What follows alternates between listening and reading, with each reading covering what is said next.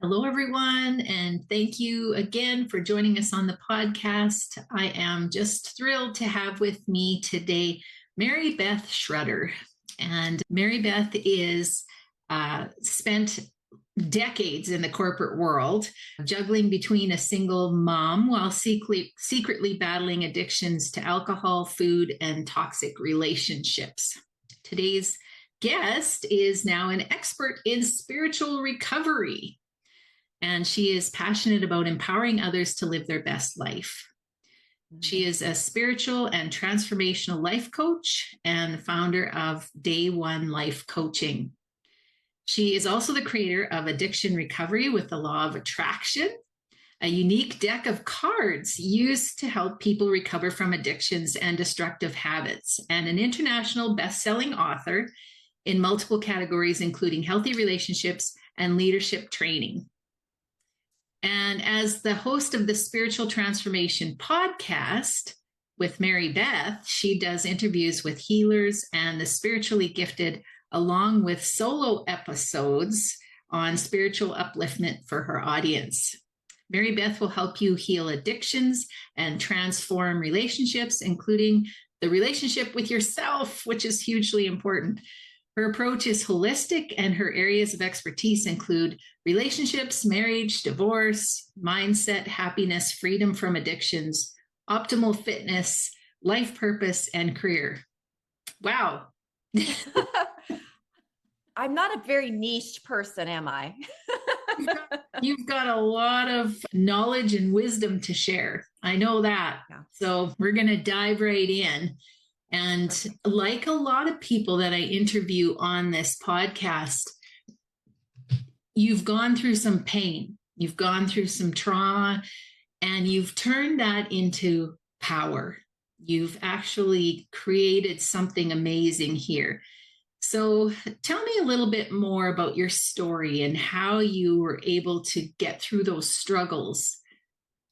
Yeah, well, thank you for asking. And so to start out, I'm 50 years old. So yeah, I have not escaped grief and things like that in my life. I was always a spiritual seeker, but it was because I had the experiences first as a child, if that makes sense. I was always very sensitive. I was able to sense energies, for instance, and I didn't know that. I didn't know that everybody else wasn't the same. So it freaked me out as a kid a lot. It was kind of traumatic in a way. But my first experience with death would be, well, my paternal grandfather died when my mom was pregnant with me of cirrhosis of the liver. So that's kind of what I think a huge thing with, so the alcoholism's on my father's side more so than my maternal side, but we've got it all mixed in there too. Yeah. But anyway, so that's my paternal grandfather. And then when I was 5 years old, my parents got divorced, and my maternal grandfather, who I remember, I was very close with him. I remember being 2 years old. I have a freakish memory. So he died when I was only 5, the same year my parents got divorced. So that's like a big deal. It was traumatic for me. Both things were traumatic, right? I had this huge abandonment wound, on 2 different huge levels. And I didn't understand death, of course. And, it was just like, I feel like in the 70s, things were just different. Yes. It was kind of rough. No one's talking about therapy. Like even when my parents divorced, like we didn't have a talk. Like my dad, I remember it. I was in the driveway by myself playing with the ball. My dad comes out and he's like, "Hey, I'm not going to be living here anymore." Then I hardly ever saw him, not very often at least. And my mom didn't have a talk. Like it was just, this is just how it is. And, you, as a kid, you blame yourself. You feel like, oh, well, they left. And then my little 5-year-old mind was like, well, if our dad can leave, my mom can leave too. Cause like, I didn't even think that was a thing. Then suddenly it's a thing. Parents can leave. So I was just this very anxious child all the time. Like I had separation anxiety every time my mom left. We didn't have cell phones back then, but I would call her from my home phone wherever she said she was going. Like I'd call her at work all the time. Like I had anxiety. Like it was very, very clear that my nervous system was dysregulated. Like I know what to call it now, but as a child, I don't know. And no one took me to therapy. It was just like, suck it up kind of situation. Mm. So, I'm saying all that to say, like, I think that's where my addiction started, being that really sensitive child and always feeling other energies. And, when you're empathic to that degree, you get confused, especially until you know about it later. Like, I didn't learn until my 30s. Oh, most of the energy and the feelings and the thoughts aren't even my own. I'm picking them up from other people. So, but I didn't know that. That was such a relief when I learned that. And that's why I didn't like crowds. That's why I get social anxiety. So I actually had my first drink at 11 years old. Wow. And that's really, really crazy. But I was, I was with a friend I went with her family on vacation, and her family had just left alcohol on the counter, and we were just like, let's try it. And we just mixed a bunch of stuff together. And I'm only saying that to say this: that was the first time in my life I didn't feel anxious. I was like, oh my gosh, alcohol is the answer to all my problems. I'd never felt so relaxed and, of course, uninhibited, because I did have the social anxiety as well. And I felt just like relief. And that's what addiction is. For anyone who's struggling, we're really just seeking relief. Innately, we know we're supposed to feel good and we don't. And so we're trying to like self-medicate, right? Self-soothe, things like that. So, I could just say, like, over the years, just the reason I teach spiritual recovery most likely, I think it all started too when I was 18 and I was very afraid of death. And I started to read extensively on, like I said, I was already a spiritual seeker, but I really started to get into near-death experiences and read all of these books because it comforted me.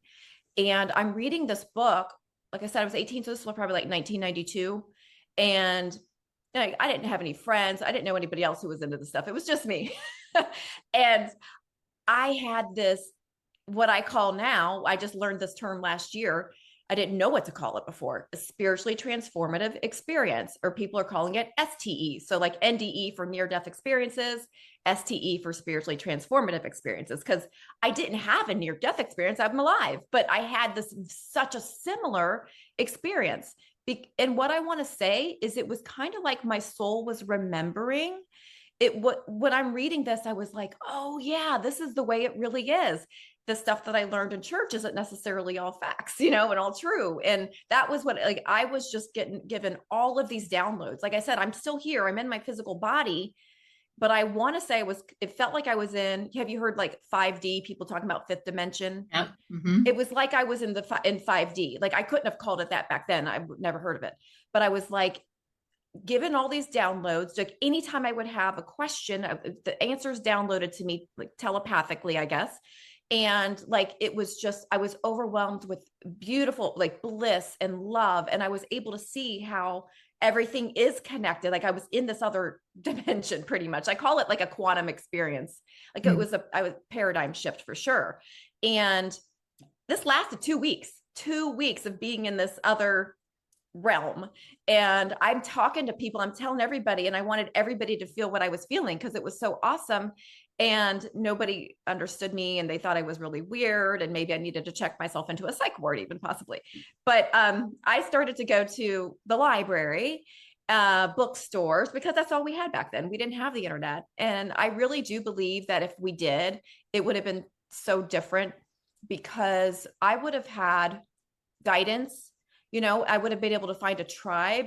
But this did eventually, like, it's kind of like I was vibrating at this highest frequency possible, and it slowly wore off after the end of those 2 weeks. And then I'm slammed down back into 3D time space reality, which sucked in comparison, right? And I didn't like it. I was like, I want to be back in 5D.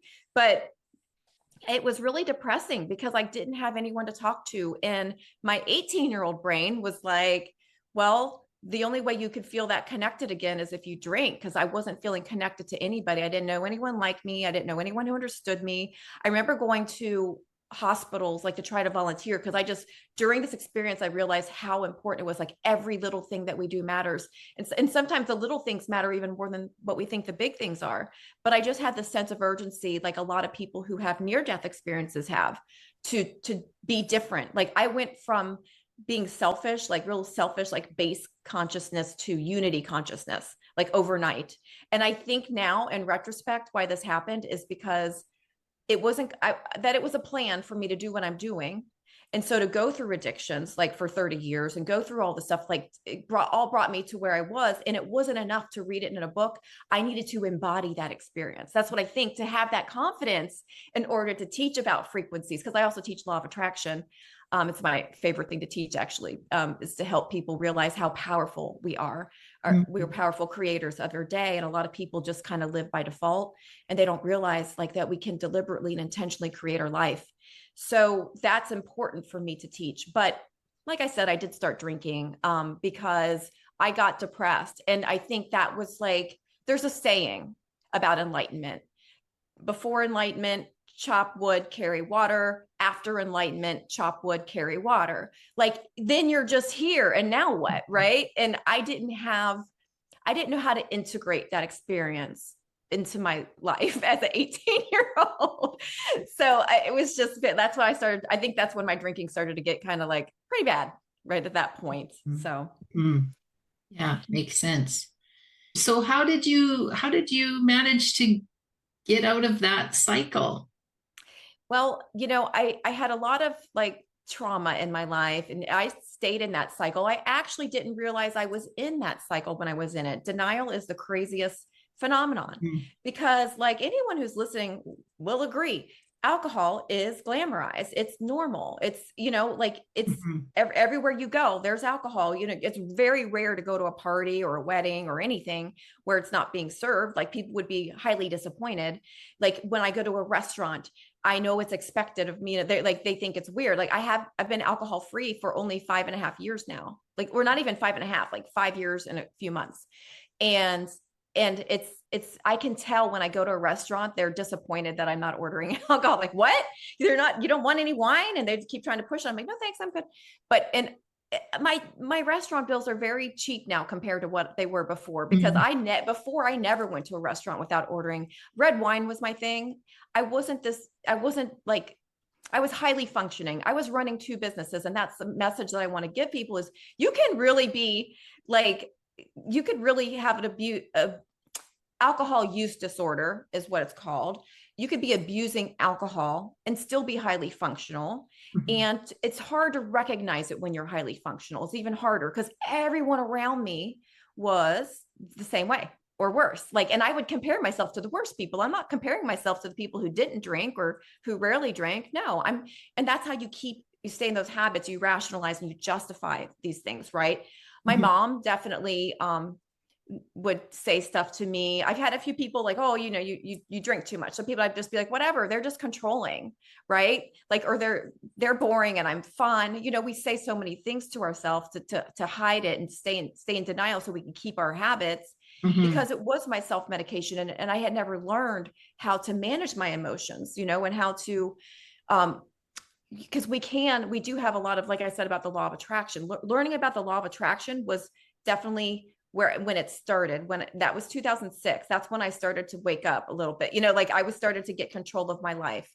And I was even a life coach before I quit drinking alcohol. I had conquered so many things in my life, but not alcohol yet. That, like, I've been a coach for 7 years and only alcohol free for 5 years. Right. So that was something that came later. Now, interestingly enough, as soon as I got out of the corporate world, I slowed down drinking a lot. Why is that? I was drinking because a lot of it was escaping our reality. I hated the corporate world. I didn't like my life. So I would reward myself. We would go to happy hour. There's always people to go to happy hour with me. And then it gets progressive. Towards the end of my drinking, I'd go to happy hour, and then I would stop at the store on the way home and get a bottle of wine and drink that too. Right. It gets progressive, and we start to do more and more. And, I just didn't, I handled everything and all the deaths that I experienced. Like, I had a best friend. He died when he was 40 in a plane crash, his own plane. And, my stepdad and my mom were in a horrible accident. They were hit by a semi truck, went underneath the semi truck. He died. Like, he lived for a week, was airlifted and died in the hospital that week. And that same year, my grandmother died. And like, I had the worst that I've had so far would probably be my mom. She died on Christmas Day 3 years ago. And I had to face that one sober.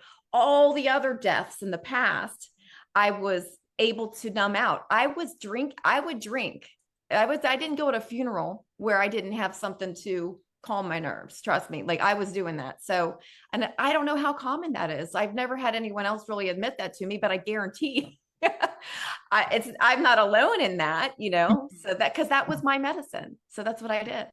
Right. But, I think that a lot of us, we downplay pets dying too. I had a cat when I was, I think this was like 2001. So it's a while back, but it was I love this cat. She just like went into a seizure and died right in front of me. Like, I was like, oh my God, like, I feel like I cried so much more over that. And then another cat that died last year than I did when my mom died, which just sounds really messed up. But I want to tell people, I don't think, I don't think it means that I loved my mom less. I think that some of it was my mom had died. I didn't release all of that trapped energy. Mm-hmm. My cat dies and I'm like, whoa, it's all coming up now. And anyone, I'm sure you talk about this extensively on your podcast, where there's no timeline. There's no timeline. And like, even about my friend who died when he was 40, my best friend, my guy friend, he like I can just be fine. And then one day I'll be like, start thinking about it and crying still to this day. And that was like 2011, and it's 2024 at the time of this recording. So I think that's perfectly natural, and that's what it is. Even though I teach law of attraction, I'm not this toxic positivity law of attraction person where they teach positive vibes only, and that's literally denial and suppression of your feelings. Like the best thing that I learned from my mom's death, when, and it was horrible. Like, she was suffering a lot before her death because it was blood cancer. And, and I had to go through that sober, but I'm so thankful, right, that I was present. In the past, I wasn't present because I was just numbing out with alcohol. Right. But yeah, I forgot where I was going there actually. Well, but well, I think you've kind of answered the question in that, you've moved through it by actually facing the emotion and being able to process the emotion. You got it. And that's what the spiritual recovery work is all about, is we have to do that shadow work. All of those things that we've been pushing down, all those feelings, they still live in our body. And we think they don't. We think we can just deny it. And that's why I actually teach, our feelings are indicators. Our feelings are guidance. We want them. And we don't want to just ignore them. We want to acknowledge them. So they show you the next step to take, essentially. And for most of my life, I was numbing out. I wasn't wanting to feel that. And I think it's because it's easier. It's easier, right? Well, we think it's easier, but in the big picture, it's really not, because all of these feelings are going to come out eventually anyway. It's a lot harder when you do it all at once, like I did. But like doing shadow work, you've probably talked about shadow work on your show before too. It's just bringing out all this subconscious stuff that we haven't wanted to face, that we've been shoving down with food addiction is a huge one for me too. And a lot of my clients, what are we doing? We're shoving down our emotions. Once again, we're not wanting to face our reality, and it's a distraction too.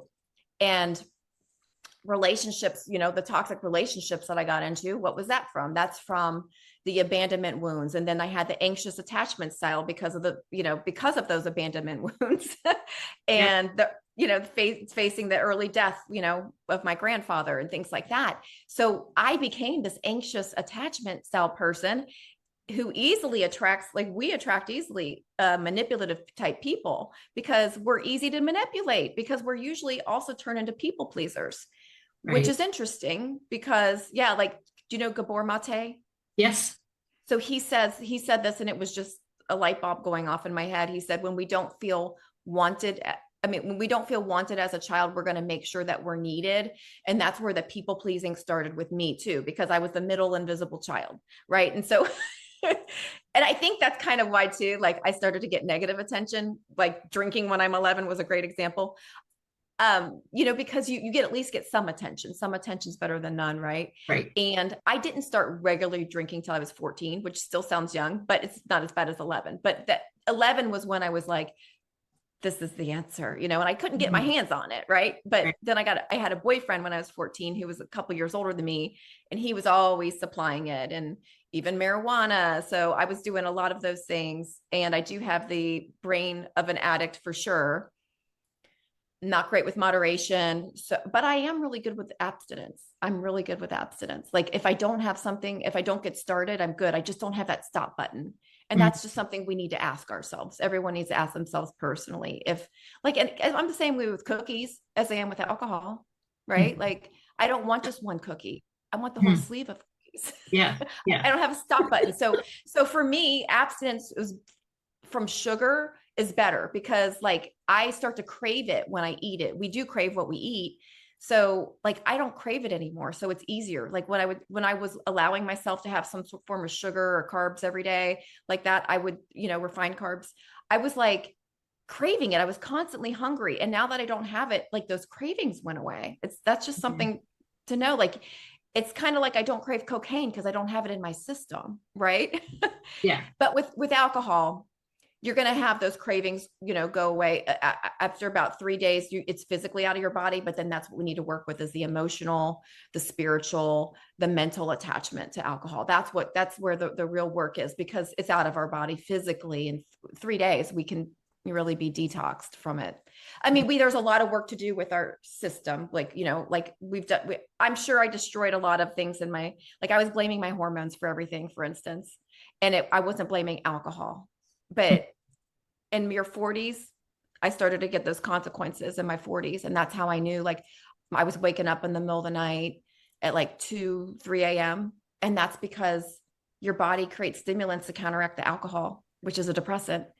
And then that alcohol wears off about 4 or 5 hours after your last drink, and all you're left with is a stimulant. So I was thinking it was my hormones, but as soon as I got rid of the alcohol, I could sleep. I thought I had insomnia like for 30 years, and it was alcohol the whole Mm. time. Wow. But it got much worse in my 40s because alcohol does mess with your hormones too, which Mm. makes sense. Great. Yeah. Well, you've given people a lot to think about, I think. So let's talk about, your relationships through this, because I know that you have a lot of information when it comes to relationships, and you did touch a little bit on how what we have as wounds can cause us to attract people that maybe aren't the best for us in that Yeah. way. And I'm really interested in how important it is to heal after a loss or trauma before we step into a new relationship, just because, well, of the law of attraction and what's Yeah. come forward. Yeah. Absolutely. And healing for me, a big part of it was stopping the judgment of what happened to me, getting out of the victim role. Because as long as we're the victim, somebody else still has power over us. Yes, I Mhm. was in a controlling, manipulative marriage, and I essentially escaped it. And I had to do that before. I kept attracting the same types over and over until I healed that. And what I learned of an expansion on law of attraction is exactly like we don't only attract what we are, because I started to think, why am I still attracting narcissists and cheaters and liars? Why am I attracting this? Because I'm not one. So then I'm starting to question the law of attraction. Like we only attract what we are, but the truth is, I mean, that was before I understood this expansion on it, is we don't only attract what we are. That's not true at all. We actually, if you have attractive energy, you're going to attract all kinds of dark, light, neutral. You're going to attract it all. If you have attractive energy, it becomes up to us to have to do that work on ourselves. So then we do have that wisdom and discernment to not just let anybody into our energy. But the energetic spark that I had to work on, and this is like was huge. I wish someone had just told me this, could have saved decades, but judgment, like that energetic spark, I was judging the people who I felt victimized by, and I was still putting myself in that victim role. So I had an energetic spark. So of course, you're still going to attract anything that you have an energetic spark with. And until I did that healing, I'm still attracting it. So what to fast forward, what worked for me was getting to a place of compassion, like because I had more than one. I was attracting the same thing over and over. So obviously there was a pattern that I had to interrupt. And these guys had a lot in common. They did have, like, think of it this way. Everybody's born a baby with a clean slate. Stuff happened to them too, for them to get to this point where they feel as though they have to lie, cheat, manipulate in order to get love. And when I really thought of it that way, and I looked at their lives, because I knew their history and their lives, it made so much sense. Of course, they're this way. And a lot of it was conditioned too, because sometimes if somebody's a narcissist, you look at their parents and you're like, that makes sense. Right? Like it's learned. It's really learned Right. behavior. And it's really hard to unlearn because of that deep programming and deep conditioning, right? Right. They don't even see it. So just having compassion and being like, hey, they weren't born this way. This is like the way that they were taught to be. Children learn what they live, right? So that was really huge. And I've learned that, with alcohol too, like a lot of it is we got to take that personal responsibility, that accountability. I got married 6 months from the day I met my husband. A lot of that, I'm sure, like if I wasn't drinking, would I've had better judgment. I had clouded judgment. And a lot of us are dating and we have alcohol as this huge component of dating. And I tell my clients, like, hey, don't drink for the first 3 dates. Really try to get to know this person sober. Or at least the first date, because a lot of people, if they don't drink on the first date, they don't have a second date because you're able to actually ask the proper questions. You're able to see the red flags that you're going to miss. Sorry, my dog is coughing in the background. Sorry about that, guy. Of course. So yeah, the really asking the right questions when we go on a date and we're sober, we are going to be like, hey, well, tell me things about your lifestyle. These are really important questions to ask. And it's not weird to ask on a first date. I help people with dating relationships. Their life completely changes when they go on the first date sober, ask about their lifestyle, ask questions and make sure that they have an open heart, make sure they're actually open and ready for the same type of relationship that you're looking for. Maybe you only want casual. Make sure you're just in alignment. Mm-hmm. V is values. So this is my acronym for love: lifestyle, open heart, values. Values is so important, and we don't realize how much it is until you're already in it. Sometimes, like, oh gosh, we don't share these values. Like, I want to be with my family every Sunday, for dinner. And that person's like, well, I want to go watch sports, every day at that time. So I'm not doing it. Like these are conversations to get into really in the beginning, because that way you can find out, are you in alignment, and you're not wasting each other's time and having these big discussions later. So E is for expectations, right? So we want to ask people about where do you want to live in the future? Do you want kids? Do you not want kids? Well, oh, I want to live by the beach. Oh, I really want to live in the mountains or in the country. That's not a match. So when we take alcohol out of the equation, we're going to ask these questions. We're not going to miss these red flags. And honestly, we can heal any relationship, even if you're in a toxic relationship, a codependency, a trauma bond right now. As long as you have a partner who is willing to work with you, as long as they're able and willing to, right, work with you, and you can heal your relationship that you're in right now. The problem is it's usually only one person who wants to do the healing and the other person's like checked out.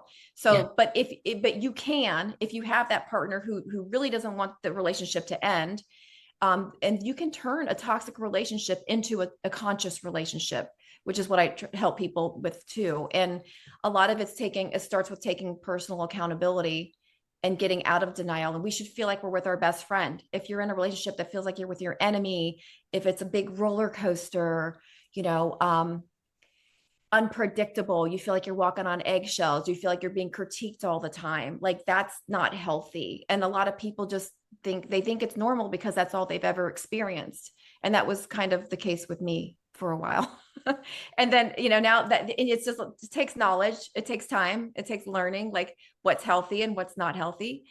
And, I just don't think anyone is taught that. It's something that's why there's a lot of dysfunctional people, especially in this modern dating world. Absolutely. Yeah. Yeah.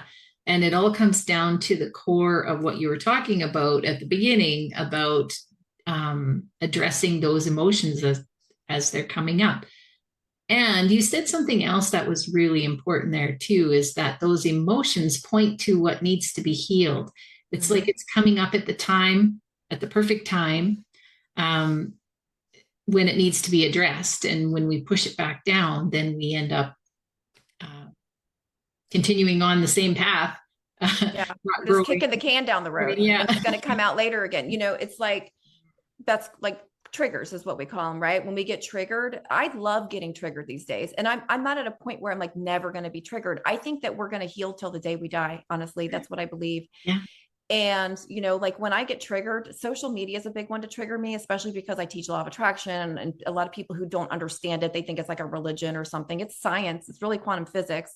But yeah, so I feel like just when I get triggered, it brings up, like, I like it now because I get to see like, ooh, this is something else that has power over me that I can heal now that it's exposing itself to me. That's how I look at triggers.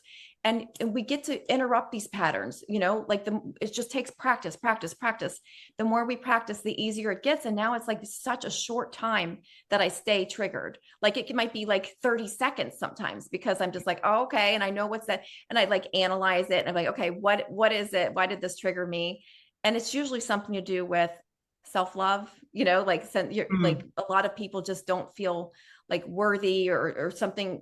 Maybe sometimes if someone triggers me, it's like I need to look more at that belief. Like really truthfully, there's so many things about my beliefs because I've experienced stuff firsthand. Like I've lived in a haunted house, I've seen angels, like all of these things that I know this stuff is real, which is, we'll get into that later, but because that's a big part of what helped me heal, is just that I know this, that we don't really die, that it's just everything's energy and it just changes forms.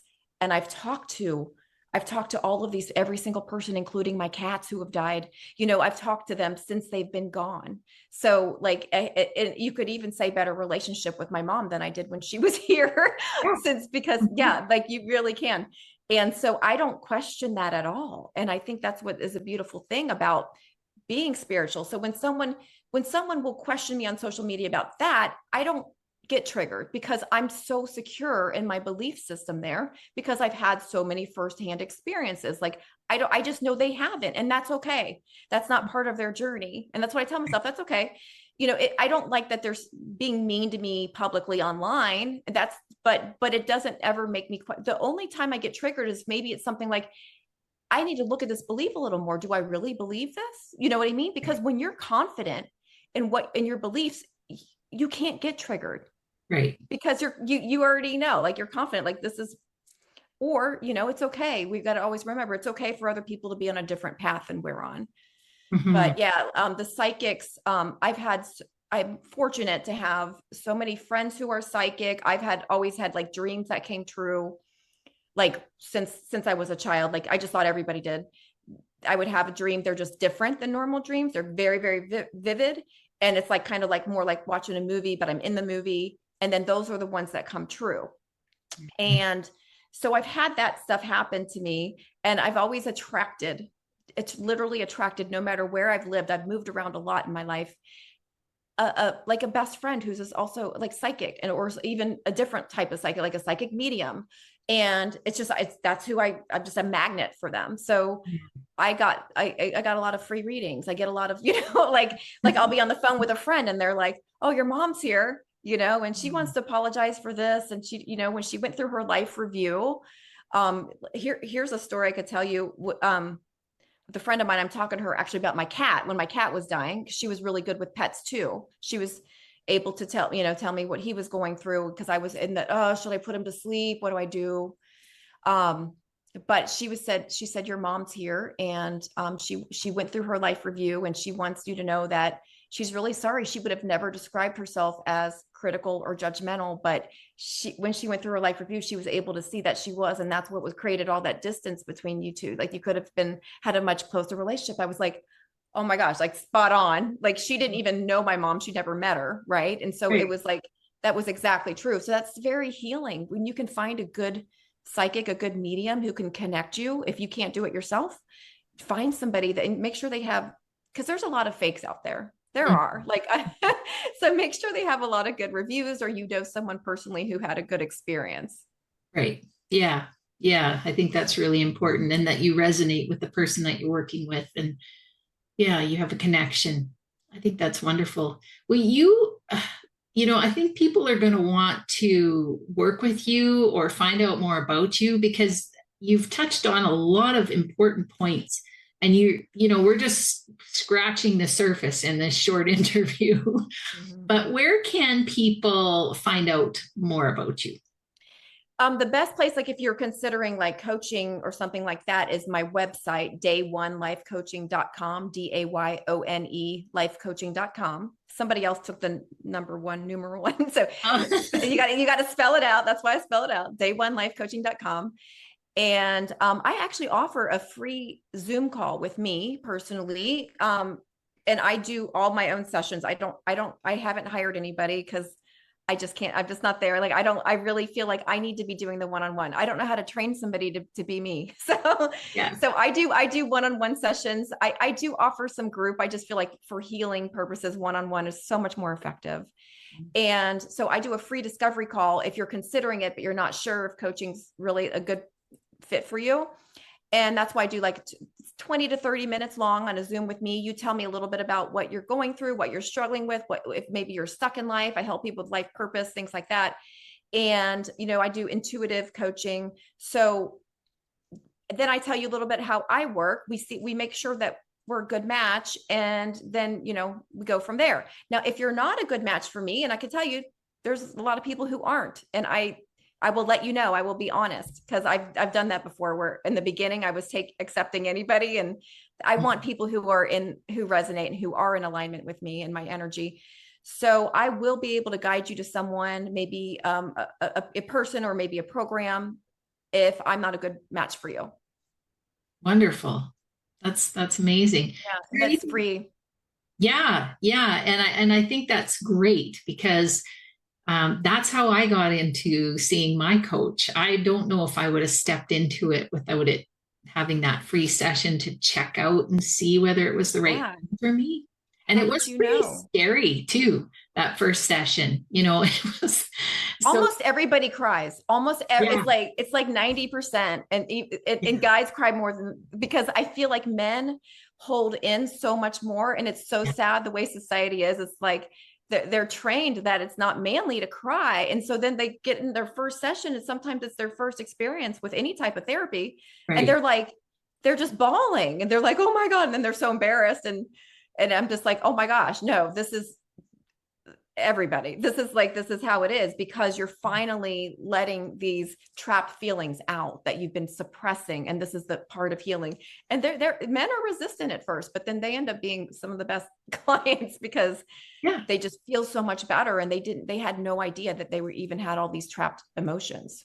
exactly. Yeah, yeah, it's so healing. So I'm encouraging people, if you're seeing Mary Beth and you're thinking, wow, I would really like to work with her, to find her and to book that session and to step on your path to healing.